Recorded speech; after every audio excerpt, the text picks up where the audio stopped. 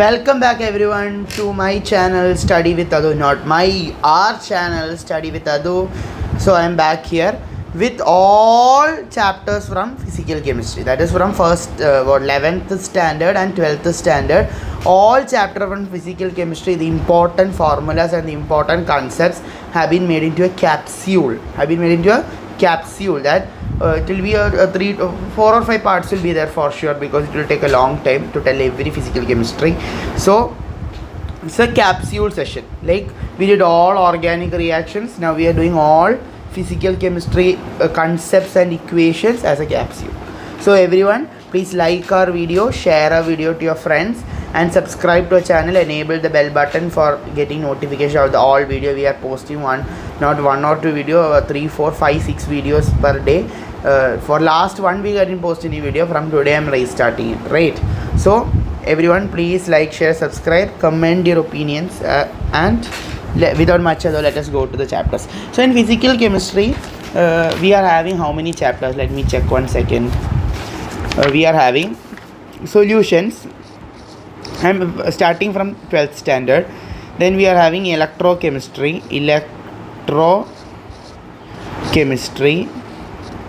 Then we are having chemical kinetics. Then we are having structure of atom.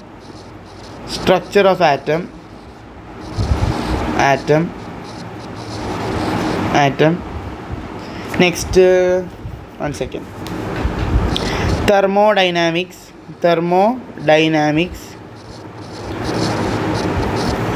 equilibrium, and basic concept is also there, but basic concept and redox reaction will be doing in other video, not in this physical chemistry capsule, because that 2 chapters are like base. It's not physical chemistry, it's not inorganic, it's not organic. It's like inorganic plus physical plus not organic is not there, but inorganic plus physical. So we'll be doing these many chapters in this session, that is solution, electrochemistry, chemical kinetics, structure of atom, thermodynamics, and equilibrium. So let us go to our chapters. Look, first of all, we will be starting with class 12 and going to class 11. So first chapter in your class 12 textbook is solutions. This chapter is having a lot of concepts, but we will be not telling everything, just to understand some important things. Solution is a homogeneous. What is solution? It's a mixture. Understand this thing. Then one thing is there. Note this thing. 1 ppm is the safe amount of fluorine in toothpaste. Look, JEE means is becoming very theoretical, so they can ask such questions and all. 1 ppm is the safe amount of fluorine in toothpaste. This is important. Just note this and give somewhere. What is the safe content? Why I am telling this? Because 1 ppm means 1 parts per million. So it's a solution of what? Fluorine and the rest contents of the toothpaste. Okay. So now we are having many examples of solution and all is given. Look, in this chapter we are going to learn about binary solutions. And also the solutions will be very mostly dilute. This thing you note and keep so that it will be easy for you to do questions. Now let us look at some concentration expressions. How to express concentration? To express your emotions, you use your face. So as to express concentration, we use some terms. First term is mass percentage. Very simple. How to take mass percentage? How to calculate it? Mass percentage equal to mass of what component? Which component's concentration we are measuring? Mass of that component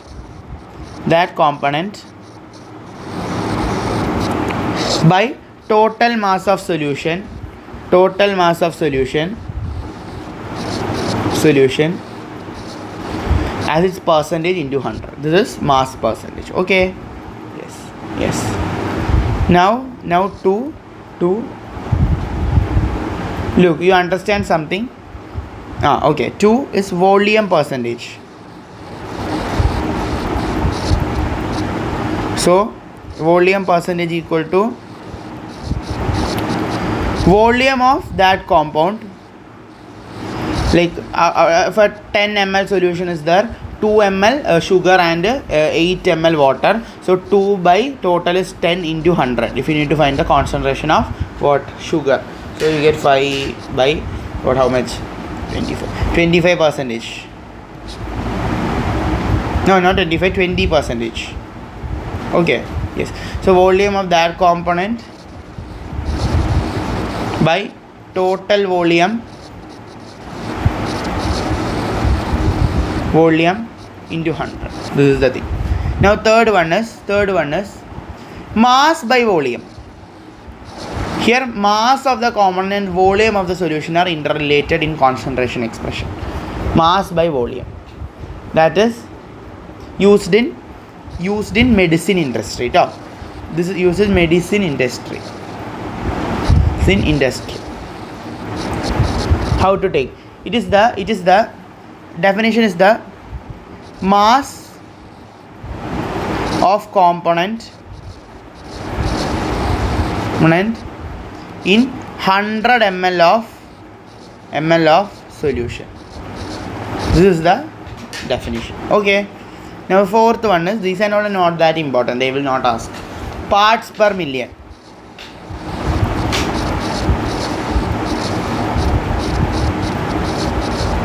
Simple. ppm can be calculated as total number of parts of the given that component. What we need to calculate, number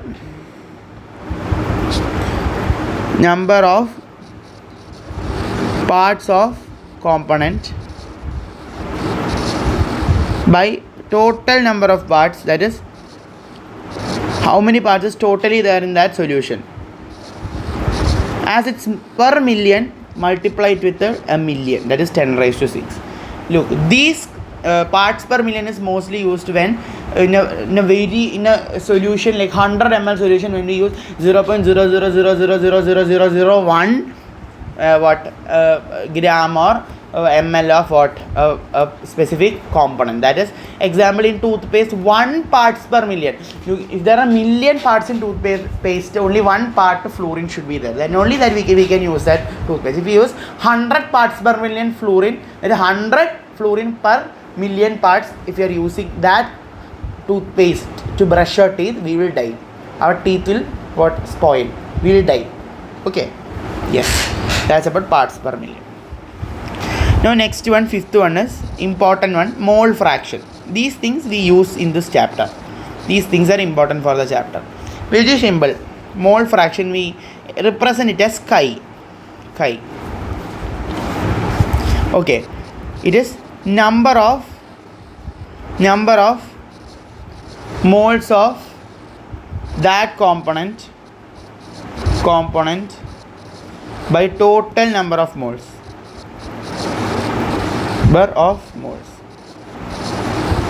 If there are, you just take. So if you need to find a solution of A plus B where there is 5 moles of A and 5 moles of B. So chi of A is equal to total number of moles of A by total number of moles, that is 5 plus 5. How much it is? This 5 by 10, that is 0.5. Now calculate chi B. 5 moles are there, totally 10, so that's also 0.5. Always, if this, as we are telling only about binary solution, chi A plus chi B will always be equal to 1. Check it. 0.5 plus 0.5, that's equal to 1. Right? Yes. So it will be always. So understand that chi of the solution is always what? 1. That is total number of components in the solution by total number of components in the solution. That is how many. It will be always 1. Right? Yes. So this is about mole fraction. It's about mole fraction. Next one is sixth one. That is another important quantity, molarity. Molarity is equal to number of moles of component of that component. Which component we are calculating for? Of that component by total number of moles of, is it this? No, total number of mole means become mole fraction. Number of moles of that component by volume of solution. That's volume of the total solution in liter. Liter, not ml, liter. If you are using it in ml, divide it by 1000. Okay, if you are using in ml. Okay, yes, this is about molarity. Now sixth one, seventh one, last one is molality. This part is important. Questions have been asked from these parts. That is molarity, mole fraction, molality. They have asked questions. Parts per million never they have asked, but molarity, and molality they have asked questions. Now what is molality? Molality we express with small m. Molarity we express with capital M. Okay. Yes. 1 second. Yes. Sorry. Molarity equal to number of moles of the component. Same as the numerator of molarity. Number of moles of that component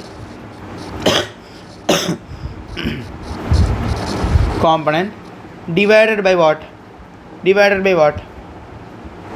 Mass of solvent. Here it's not mass of solution, it is only the mass of solvent in kilogram. If it is in gram, divided by 1000. Okay. Yes.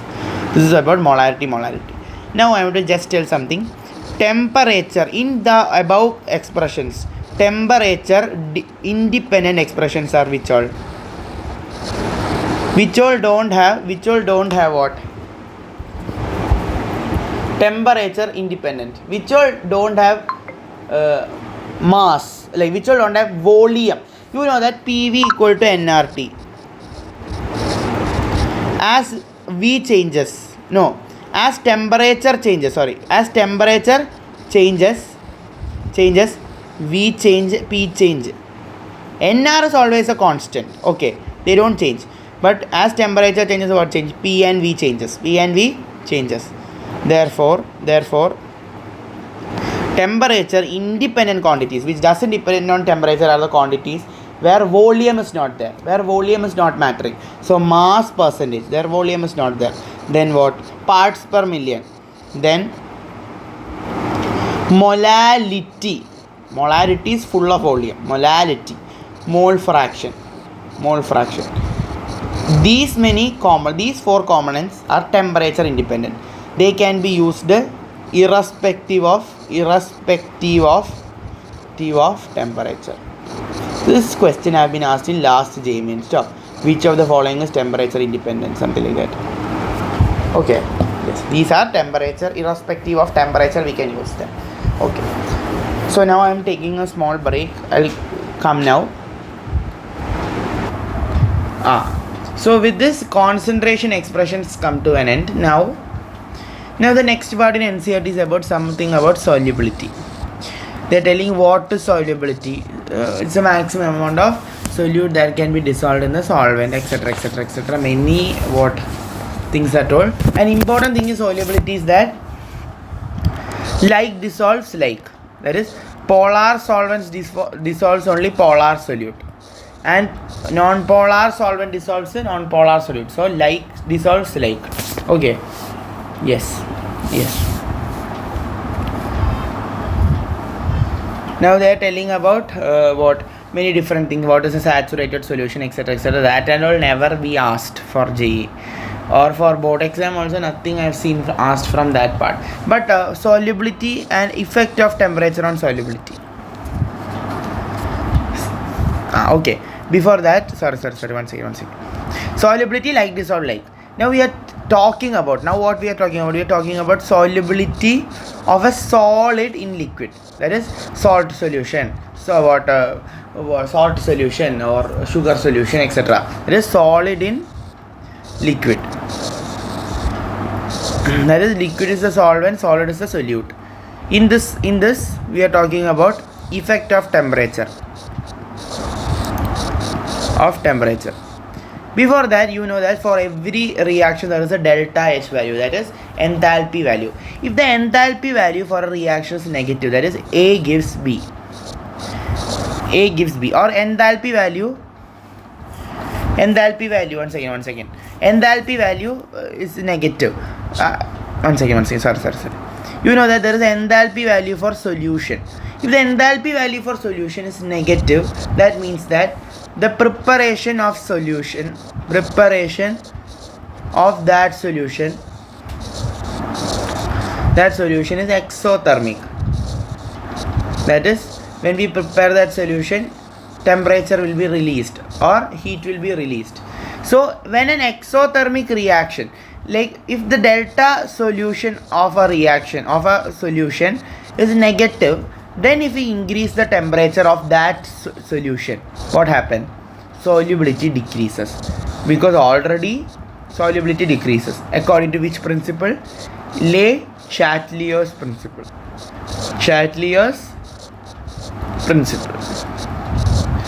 Because really the solution is trying to decrease its temperature by giving the temperature out to the surrounding, but now if we are increasing the temperature, what it's going to do?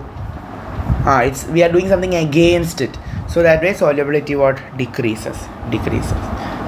Okay, yes. Now, but if the delta H solution value was positive, that it was endothermic, that we should provide heat to the solution for the preparation of that binary solution, that we should provide heat, that is, we should give heat. If the delta solution is positive, then if we increase temperature is increased, automatically solubility will increase. Also according to Le Chatelier's principle, if we decrease the temperature, solubility will decrease. Okay, yes. So this is about effect of temperature. Now effect of pressure on solubility. There is no specific effect of pressure because solids and liquids are no specific effect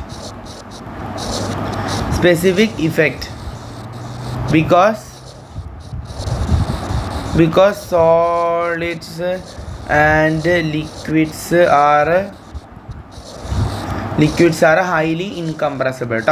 Highly incompressible or uncompressible. What is incompressible?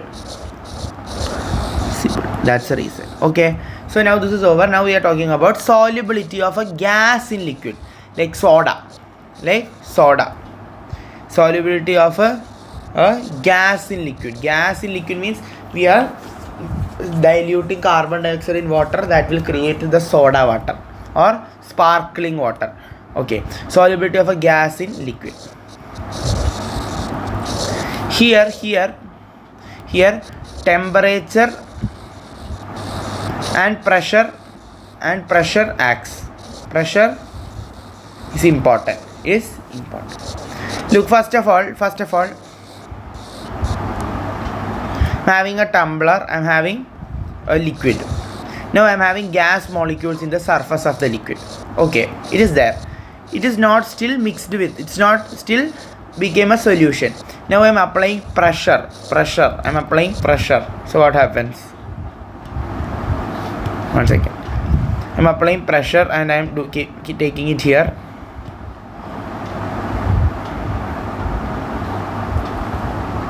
One second, let me make it so carefully.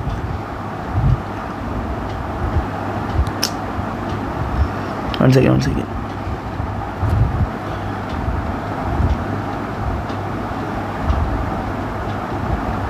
So now I am compressing it.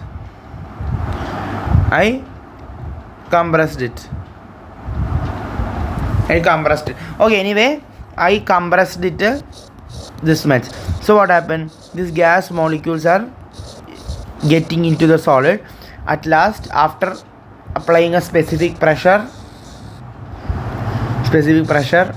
some gas molecule may be on the surface itself, but this is water. The gas molecules will be inside the water.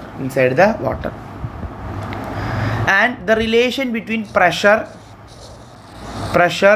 and solubility of a gas in liquid is given by Henry's law. And the law is, and here what Henry told us that solubility can be equated, like solubility is directly proportional to the mole fraction. So what he took is that he told that as pressure is directly proportional to solubility, as pressure increases, more is the solubility we saw here. So as pressure increases, solubility increases. So solubility is directly proportional. Solubility. One second. Solubility is directly proportional to pressure. So that means it is directly proportional to chi. So Henry equated it with a constant, that is Kh into chi. This constant is called Henry's constant. So this is important. Henry told that pressure is equal to partial pressure of the gas is equal to Kh into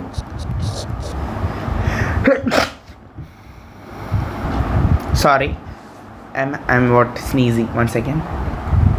So what Henry told is that partial pressure of the gas in vapor phase,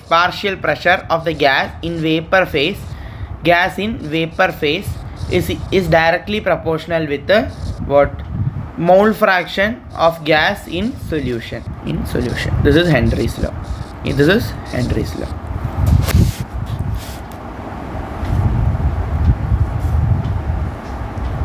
So I will tell you something. As Kh value increase, you learn this. As Kh value increases, solubility decreases. Because Kh value increases, solubility decreases. This is very important. Kh value increases, solubility decreases. So if they give you some Kh value, if they give you 3 options, that is A, B and C, they give you 3 options and ask you and give Kh value equal to 1, Kh value equal, they will not give you 1, 2, 3 and all. Kh value never possible, but I'm just giving you, they give you these 3 values. Then they will ask you which of the following is highly soluble, so that you can give A is the answer, because Kh is less for that. So as Kh increases, solubility decreases. And one more thing, as temperature increases, automatically Kh will increase, therefore solubility decrease. So I will write a box here. Solubility inversely proportional to 1 by Kh, directly proportional to pressure, inversely proportional to temperature. This is very important. This is the reason why fishes are comfortable in cold temperature. As temperature decreases, solubility of oxygen in water increases. Now I will write about something. Some application of Henry's law.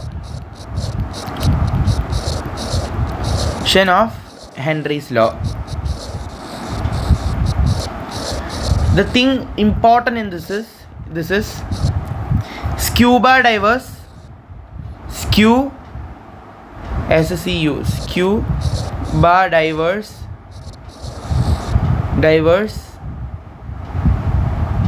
suffer from bends. The thing is that when scuba divers, if I am a scuba diver and this is water, so I am jumping into the water. As I am going below, the pressure is increasing at a certain level. As pressure is high, solubility also increases. Above sea level, at where we are standing now, the pressure is atmospheric pressure, normal pressure. There oxygen can only be diluted into our blood, or oxygen can only be diffused with our blood. When pressure increases, the KH of many other gases decreases. Due to that, what happens? Many other gases, not as pressure increases, solubility increases. So when we are going to high pressure, many other gases like nitrogen, helium, etc. also will get the capability of diffusing with the blood. So when we go down to a very high pressure under the sea, many other gases also diffuse with our blood. So what happened? There are different gases in our blood, no problem. This gas in our blood, no problem. Okay. Now after this, if we are jumping out of the water very fastly, what happened? We are coming back to the normal pressure. As pressure decreases, solubility decrease. So the some unknown gases and all which were there in your, just not soluble in the atmospheric pressure. Once again, this is your blood vessel. Oxygen is there. Now nitrogen is there. Helium is there. Okay. Now when you are coming to this surface, nitrogen and helium, which was not soluble in the room, in low pressure will come out of the blood. So what happened? This nitrogen in the blood, when it come out, there will be air bubbles formed in the blood cells, that will be leading to a condition called bends. That's the problem why scuba divers use a specific oxygen cylinders that have a specific volume mixture of oxygen, that is 32% oxygen and 11% helium, 56% nitrogen. That special the scuba divers use 11% helium, 56.2%, 11.7% helium, 56.2% nitrogen and 32.1% oxygen cylinders. These specific gases are there made into the cylinder, and they use this for scuba diving to escape from bend. Now another condition is anoxia. Anoxia is another disease. It's very simple. Look, I am standing here. Now I am going for a hiking into a mountain. So I am there in the mountain now. What happened? Here the pressure is low. At low pressure, solubility of oxygen in blood is less. So the problem is that if I am going to a high altitude and I am doing intense exercises, the problem is that oxygen can't dissolve in our blood. We will feel very tired. That tiredness is known as not auxia, anoxia. That tiredness is known as anoxia. That we cannot breathe properly. The one suffocation will be there. That's called anoxia. So we told about all the things. Now this come to an end. Over. This over. Now we are talking about vapor pressure of liquid solution. Solutions.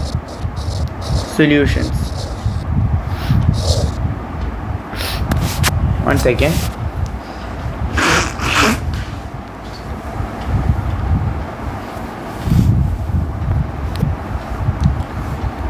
So what happens? Look, vapor pressure of liquid solutions, that is liquid solution. What happened to vapor pressure in liquid solution? Liquid solution, that is liquid is the solvent, liquid is the solute. Okay, here we have a special law known as Rawls law is telling that for a solution of volatile liquids, the partial pressure of the gas in the vapor phase is directly proportional to its mole fraction in this phase. This is somewhat similar to Henry's law. Henry also told that partial pressure of gas in vapor phase is equal to soluble mole fraction in the solution phase. The same thing Rawls told, but for liquid solution. Henry told it for gas in liquid. Here he is telling it for liquid in liquid. So he is telling P1 is directly proportional to chi1. Then he is telling that we can use a constant instead of KH. He told another constant, that is P1 naught into chi1. This P1 naught is known as the vapor pressure of pure component.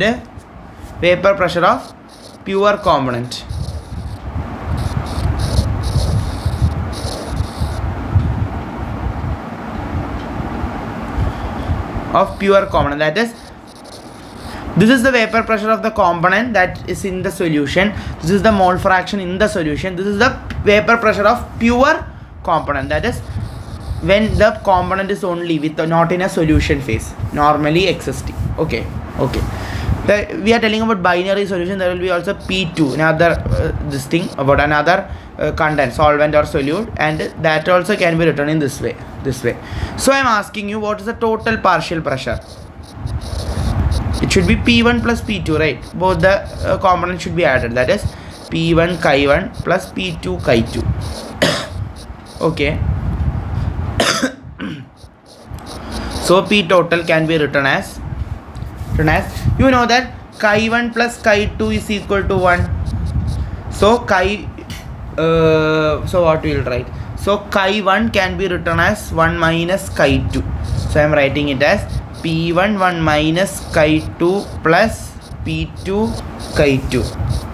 So let us open the bracket, that is P1 minus P1 chi2 plus P2 chi2. So officially we get it as P1 plus anything P1 plus P2 minus P1 chi2 is the total pressure of the solution, partial pressure of the solution.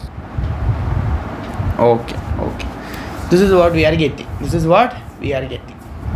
There's a graph and all for this. The graph is this thing.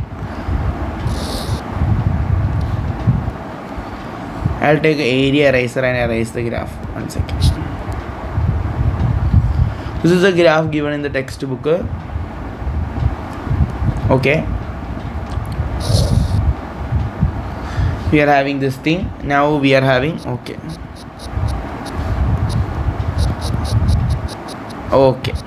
Dot was telling that this is P2, this is P1, this is P total, that is P1 plus P2, this is P2 note, this is P1 note. Just by heart this, just learn this graph. This is vapor pressure scale. Okay, we have chi1 equal to 1, chi2 0, chi2 equal to 1, chi1 0. Because when chi1 is 1 means pure phase, chi2 is 1 means pure phase, pure pressure, P1 not as pure pressure, right? That's what they wrote. Nothing else. Okay. This is the graph. Here we have mole fraction. This is the graph.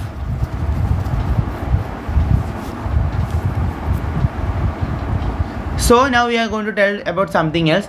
Let us take y1 and y2 as partial pressure, mole fraction.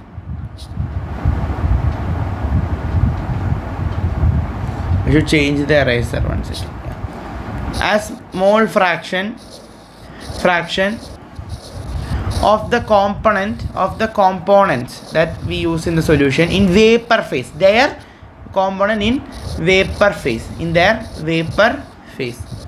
So what we get is that we get an equation that P1 equal to, that is partial pressure in the solution equal to partial pressure in the mole fraction in the vapor phase into P total. This is an important equation. P2 equal to mole fraction of the vapor phase of second into P total. It's an important equation. You can rearrange it and find y1, y2, p1, p2, p total, etc. Okay. So this is about Rawls law. Now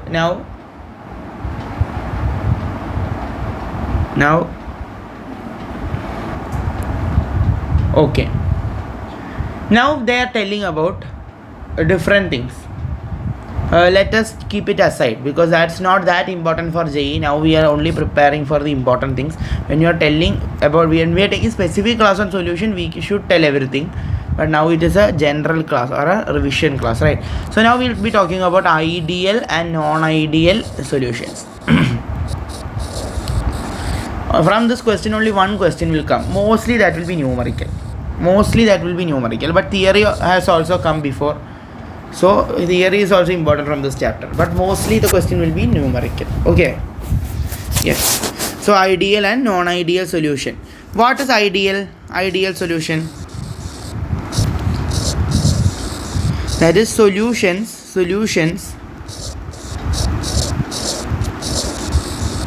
which follow Rawls law,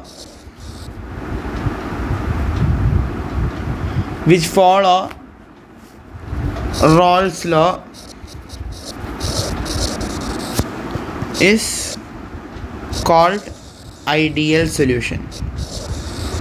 Ideal solution. If a compound follow Rawls law, it is an ideal solution. For an ideal solution, I'll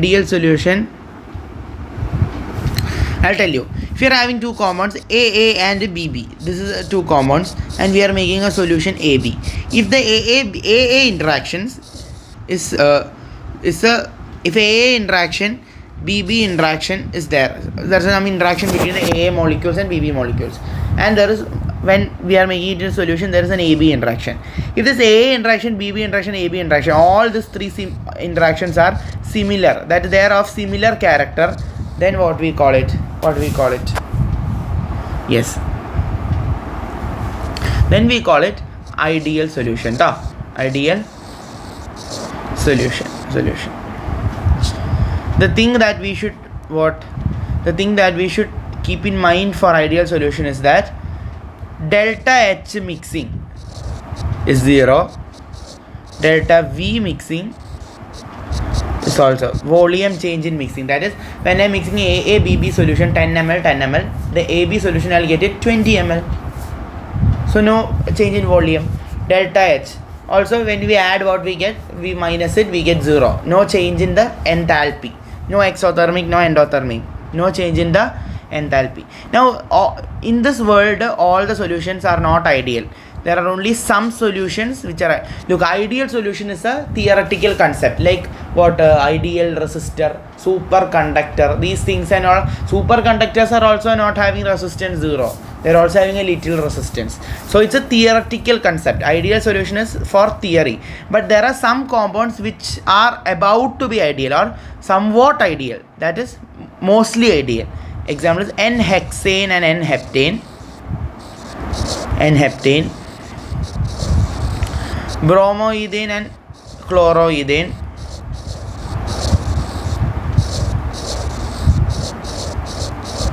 Ethane. Benzene and toluene. These are some examples. Okay, now this is over. Now we are telling about next category, that is non-ideal solutions. Don't obey Rawls law. What is Rawls law? What is Rawls law? 1 second. What is the spelling of Rawls and what is wrong?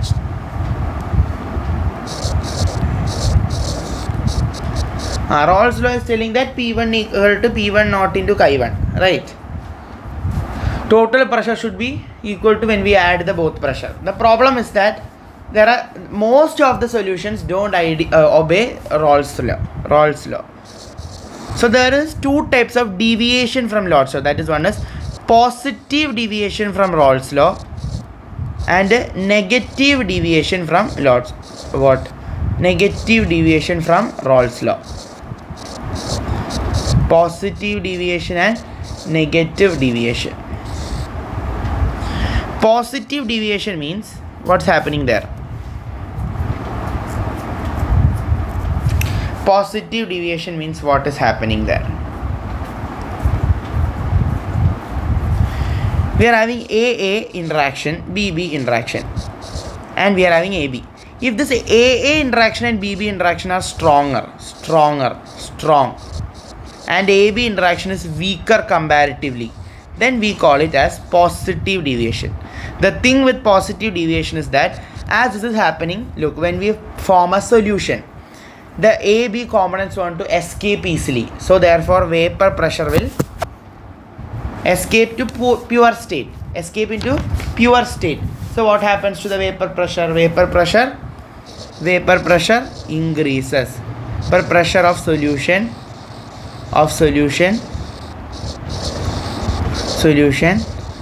increases. That's the thing we should note here. Increases. Example for positive deviation is, one second. Example for positive deviation is what? Ethanol and acetone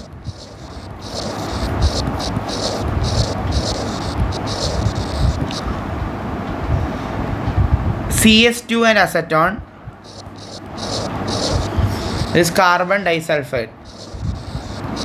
Then alcohol and water, etc. These are some examples. Okay. Yes. Now then, what is negative deviation?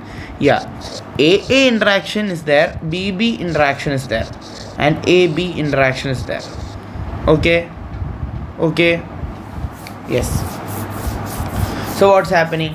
AA interaction and BB interaction are very weak, but AB interaction is strong.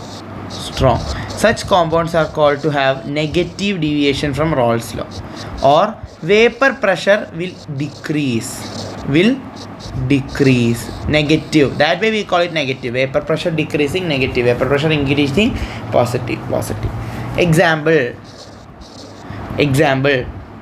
Phenol and aniline.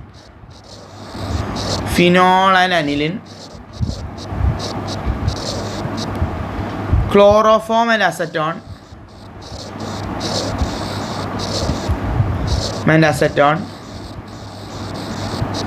Next one is HNO3 and water.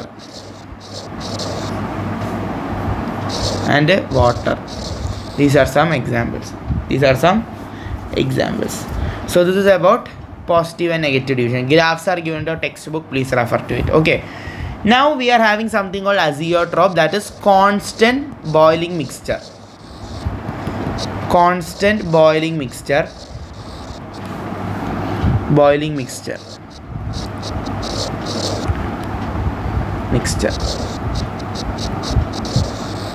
Just understand, it is a constant boiling mixture, that when something is taken in a specific composition, if a solution is taken in a specific composition, like 95% water and 95% ethanol and 5% water, if I am taking it like this, in a specific composition,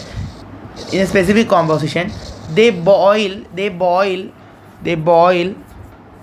with what? A specific constant temperature. Sometimes they can be minimum, that is very less compared to ethanol and water. Sometimes they can be maximum, very high compared to ethanol and water. Depending upon it we call. Now first one we are having is minimum azeotrope. Minimum boiling, that is minimum boiling. Boiling point is decreased. Okay. Minimum boiling azeotrope. What form minimum boiling azeotrope? The compounds having usually positive deviation for minimum boiling azeotrope, and the most common example is that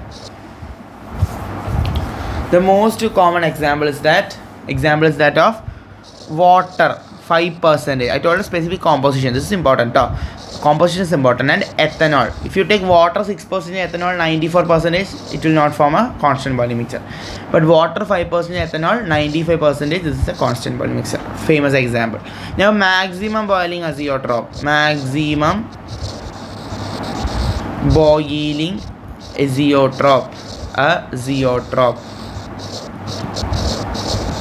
What is the example? That is negative deviation. The compound showing negative deviation show maximum boiling azeotrope. Deviation. Because vapor pressure is decreasing, boiling point is increasing. I think it's something like that. Sorry. Yeah, anyway. And the most common example is that 68% HNO3 and 32% water. Okay, this is about it. Now we are telling about colligative properties. Colligative properties. T properties.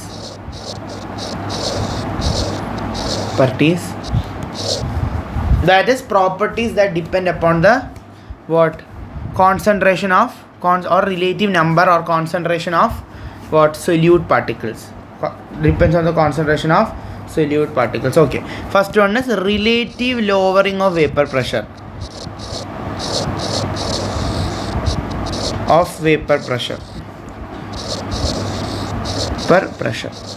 I'll read some sentences from NCERT now. We have learned in section something that the vapor pressure of a solvent in solution is less than that of pure solvent. That we know because it is P1 naught into chi. Okay. Solution is less than that of pure solvent. Rawls established that the lowering of vapor pressure depends only on the concentration of solute particle and is independent of their identity. So, lowering of vapor pressure depends only on the solute particle. So just write this equation and keep, that is P1 naught minus P1 by P1 naught minus P1 by P1 naught is equal to chi of the solute particle. This thing is called the relative lowering. Okay, this is called relative lowering. Now if we need to find the new vapor pressure, what you should do?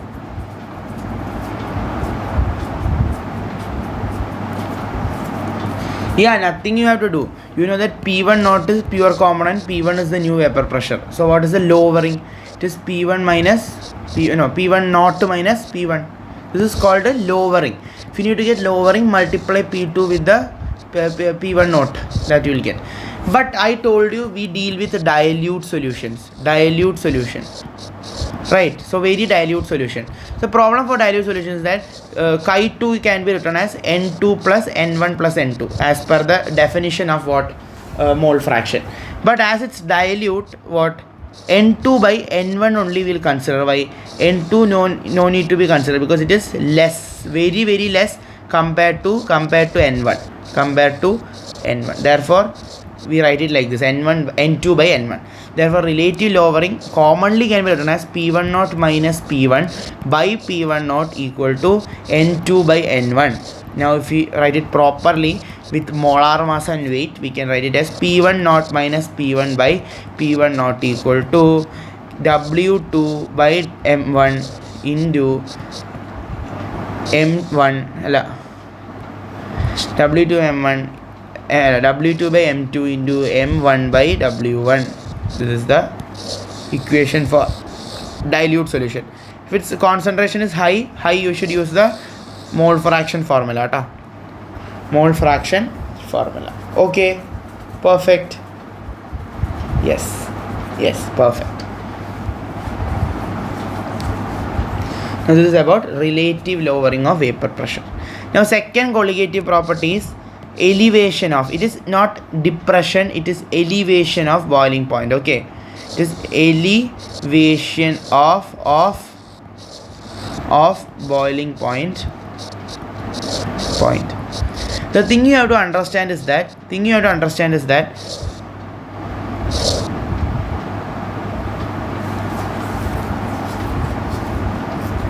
as vapor pressure decreases, boiling point increases. You understand that as vapor pressure decreases, boiling point decreases. Look, vapor pressure of a solution, you know that this is the solvent. You take this as solvent. Take this as solution. What happened here? Look, you know that this is vapor pressure. At 1 atm pressure, anything is going to boil at the atmospheric pressure. If you draw a line from here to here, solvent line is reaching first at a temperature T1. For solution, it is setting at T2. Look, thing is that the solution is boiling at a high temperature. So therefore there is an elevation, delta T, elevation in boiling point. To find the elevation in boiling point, we have a formula that is delta TB, that is elevation. It's not the new boiling point, it's the elevation, that is T2 minus T1. Elevation is boiling point is equal to KB. This is a constant into molality. Molality. This KB is called elevation, boiling point elevation constant, ebullioscopy constant, molal elevation constant, anything, preferably whatever you like you can call it. Okay, yes, this is about elevation of boiling point.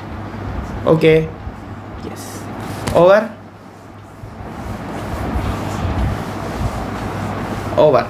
Now we have depression of, now we have 3 depression of freezing point.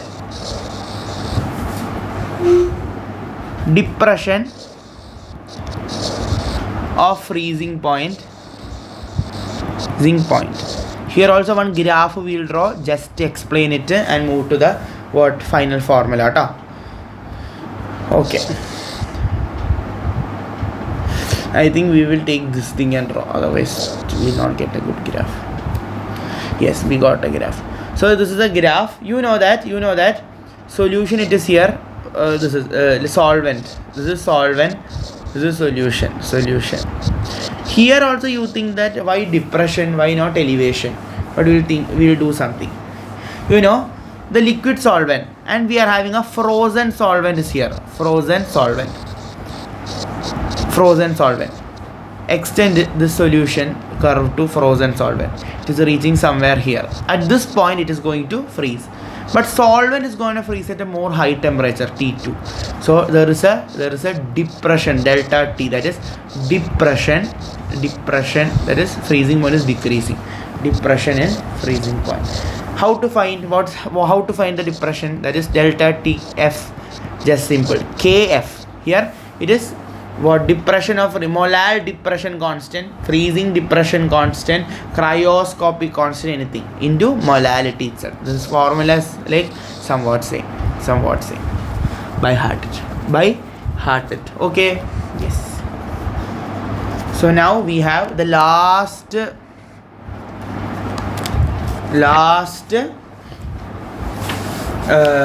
what's called colligative property, that is 4. Osmosis and osmotic pressure.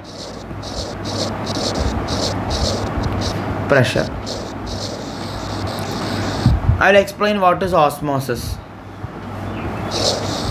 I'm having in one tumbler itself I'm going to explain it. That's simple. And now I'm having a semi-permeable membrane here that only allows water to pass through it. Semi-permeable membrane that only allows water to pass. Here I am having salt to solution. Here I am having water. You know that if you are keeping a freely permeable membrane there, what happens? Yeah, from water will flow from what more concentrated to less concentrated solution. That is from salt to solution to water. The water should flow. But here we have a semi-permeable membrane. So what happens that semi-permeable membrane will look at which side the water's concentration is more. That is more water is there. In salt to solution we have how much? 90% water and 10% salt. Here we are having 100% water and 0% salt. So high concentration of water is on this side. So what happened? Water from this side will flow to this side. This process is called as osmosis. Okay, just understand. And the pressure applied by this water to the salt solution can also be called as osmotic pressure. Or to understand osmotic pressure, we will do something.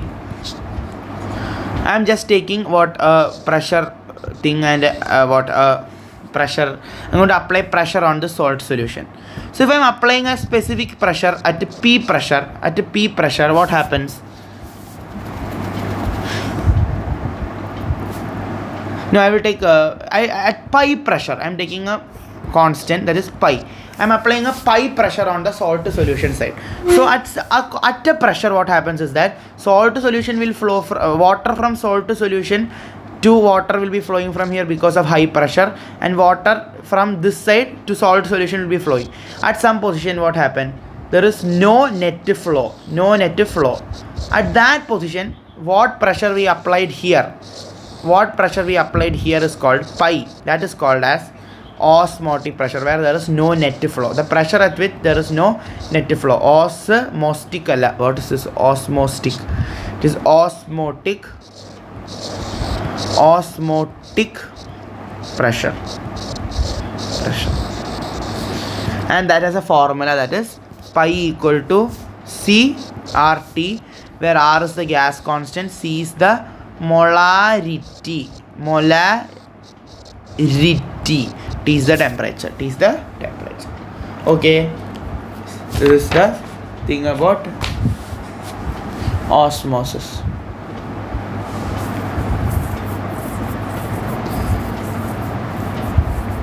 Okay, so only I am explaining about this. For understanding about isotonic and hypertonic solution, read page number 56 of your textbook. Okay, because no time to explain it. That and all will be only rarely asked, but just learn it. Now I'm telling about a disease. Now I'm telling about a disease called edema.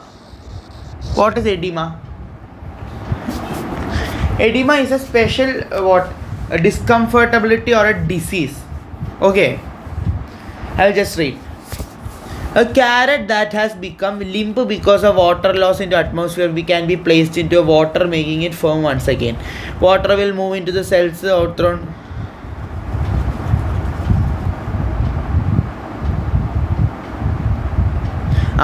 I'll tell you. People who are eating lot of pickles, that is high salt content food, or high salt content food like pickles, they have some disease called as edema. What happens that they are consuming lot of salt.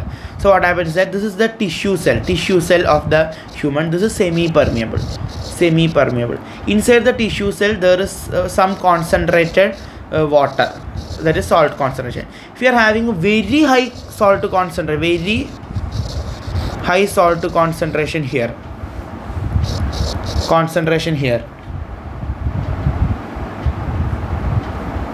what happens?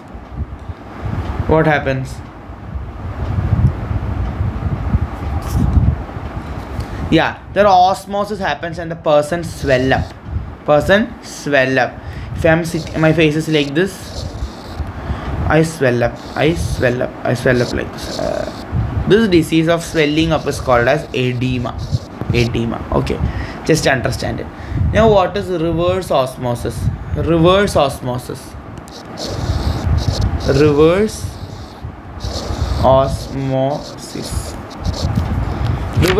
is very simple to understand. It's nothing.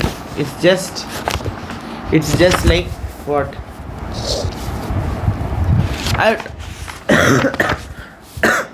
I told you that we'll take the same example that we took to understand the other thing. Semi-permeable membrane, salt solution, water. Yes, water from here will flow into the salt solution.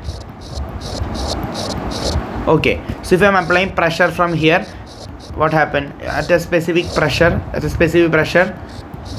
there is no net flow. So now if I increase the pressure from the osmotic pressure, some more pressure I am applying to it, what happened? More water from the salt solution will be flowing into the normal water side, and what happened? There is happening reverse of osmosis. Happen, that is water from salt solution start going into normal water. This is called reverse osmosis. When we apply a higher pressure than the osmotic pressure in the concentrated solution side, what happens? Reverse osmosis take place, and this reverse osmosis is used for purifying water in Arab countries and all. because there they have a C's there, C's are there. The problem is that they don't have a good normal water, well water or underground water reserves are not good, but they are having sea water, so they will take this concentrated sea water and do reverse osmosis, so we get more normal water. Okay, yes, that's about it. Now they are telling about something called as abnormal molar mass. I'll just tell you something about abnormal molar masses.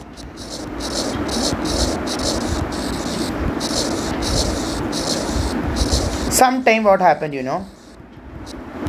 sometime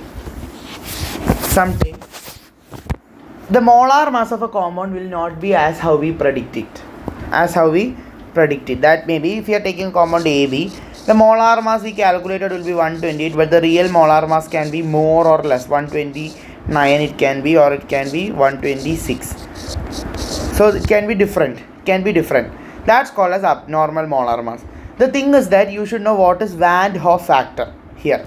Just learn what is Van Hoff factor. It is very simple that Van Hoff factor is equal to normal molar mass, that is the calculated mass, by abnormal mass.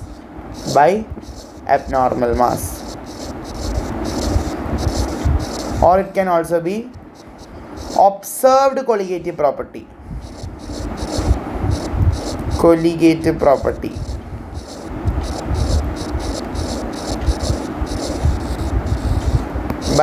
By calculated. Okay. So now if association is happening,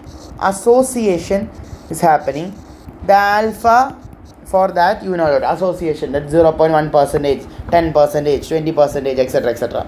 If association is happening and there is a specific percentage of association, not completely dissociating or associating, then we have a formula for Van der Waals that alpha is equal to 1 minus I by 1 minus 1 by n, and if it was dissociation, we have alpha equal to I minus 1 by n minus 1. These two equations, please learn it. Now why we are learning about this I? I is called as Van der Waals factor. I. Why are we learning about it? If we are having abnormal molar mass, then what we should do is that when calculating colligative property, like I am calculating relative lowering in vapor pressure, then the formula is N2 by N1, right? I should multiply this side with I. If I am taking the depression of freezing point, I should multiply this side with I, not KBT, KB, M. If I am taking depression in freezing point, then also I should multiply with M.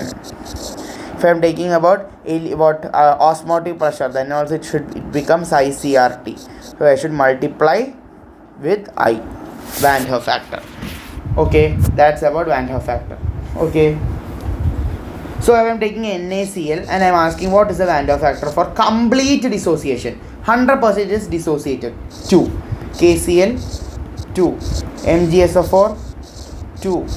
CaCl2 CaCl2 3. Next one, K2SO4 3. So 100% dissociation means what? Split it into the calculate the number of ions. If I am telling you NaCl was 0.1%, no, I am telling you that NaCl was 10% dissociated. So alpha becomes 0.1, right? So 10%, so you should calculate dissociation. So it is I minus 1 by n minus 1. The formula alpha equal to I minus 1 by n minus 1. N is the 100%. If it got dissociated, how many molecules will be there? 2. That is n. So 2 minus 1. Now calculate it. That is 2 minus 1 is equal to 1. That is 0.1 equal to I minus 1. So therefore I equal to 1.1. This is the Van der Waals factor. Okay. Yes. So hence we get Van der Waals factor as 1.1, and now multiply this with 1.1 with whatever we need to find. We need to find this KBM, etc. You do it. So this is about the chapter solutions. I have only told very vaguely about the chapter. Important formulas and important concepts only I have discussed. Very vague. Don't learn this thing for first time learning. Don't prefer this video. Just like a revision. So thank you. Have a nice day. Thank you. So I will be doing the other chapters in next video. So already 1 or 4 minutes. Okay, thank you.